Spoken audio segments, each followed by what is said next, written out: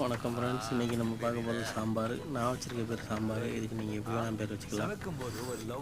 இது ஒரு coconut micron சாம்பார்னு கூட சொல்லலாம். இன்ஸ்டன்ட் சாம்பார்.